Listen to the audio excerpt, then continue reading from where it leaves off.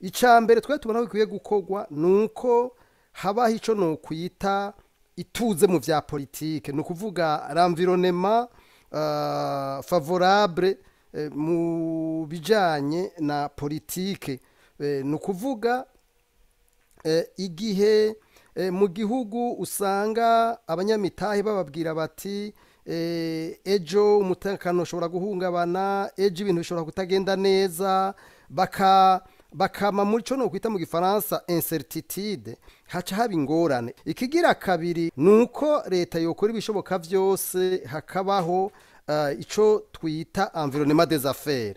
Environnement des affaires nayo irahambaye cyane kuko nkuko mubizi abanyamitahe ntibashobora kuzana igihugu mu gihe ivyo bintu bita environnement des affaires bitahari.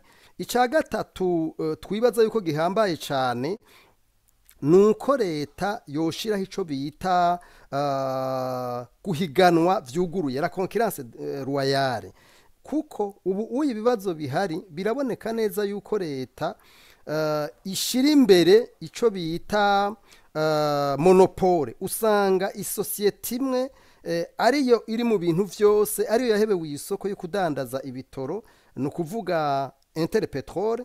Ubu uniyo idandaza ibitoro yonyene, niro nk'amasoko yose ahantu hose. Urumva rero ni sosiyete yaho rikomeye murayizi neza yitwa Engen. Ubu imitahe nka yose yatwawe na Interpetrol irenga 50%. Ibi rero bituma mu bisanzwe ibintu vy'igitoro navyo nibigira ingorane yindi, kubera usanga ari umuntu umwe, ari sosiyete imwe iri mwihi gisata. Ibintu bijanye nibi vy'amafaranga y'agaciro bigomba kwigwa cyane, kuko nta gihugu nk'iki cyacu cy'u Burundi gishobora gutera imbere ibintu bijanye n'amafaranga y'agaciro bitakozwe, ntibikunda. Biragoye cyane. Ico ni cambere kubijanye n'amafaranga y'agaciro. Ku cya kabiri naco nuko leta ishiraho bivanye na bimwe navuga hejuru environnement des affaires na environnement politique. Nukuvuga yuko abanyamitahe baza ari benshi, hanyuma kandi abagomba bamwe bita bakera urugendo le touriste baraza ari benshi. Ikindi nuko la diaspora hagomba kuba la politike iraba la diaspora, ingene bashobora kuza abarundi baba mu mahanga kugira ngo bashobore kuzana imitahe yabo mu gihugu.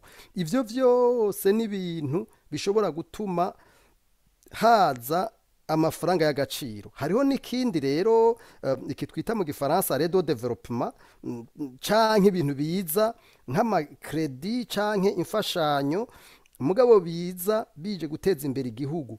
Leta idugije cyane ibintu ikuramo amadovize, no kuvuga kimwe ndita balance commerciale, hanyuma ivyo dukura hanze bikaba bikasumbwa n'ivyo dushora hanze, bica bifasha cyane yuko amadovize aboneka agwiriye. Mugabo ivyo bisaba politike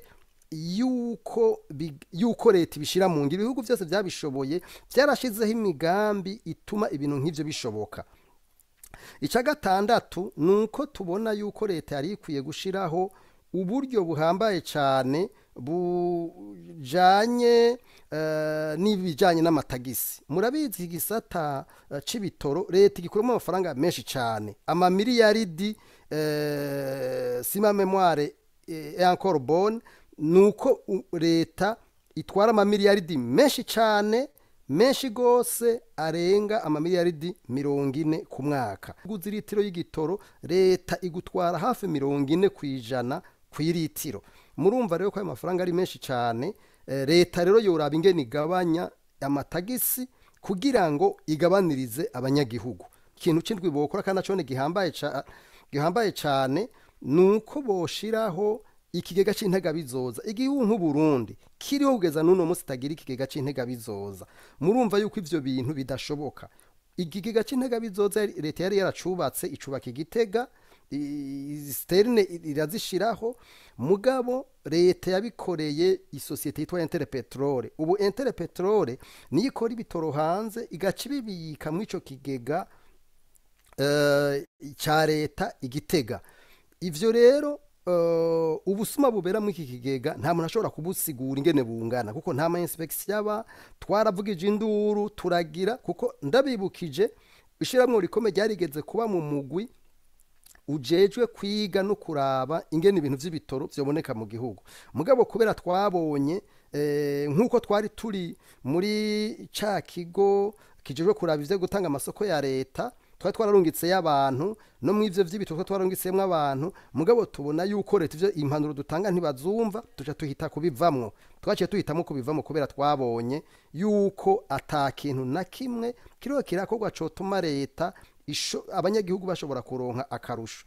Icanyuma twebwe tubona naco niko gikomeye rwose, nuko hojaho uburyo leta yocisha ibitoro mu mazi, ikoresha ikintu bita corridor du nord aho gukoresha corridor sud, ni ukuvuga gucisha ibitoro mu kiyaga Tanganyika mu bwato, kuko niyo nzira izimbutse cane. Byo byose twabyari ibintu twagumye dusaba, twagumye tuvuga, mugabo leta yaravyanse.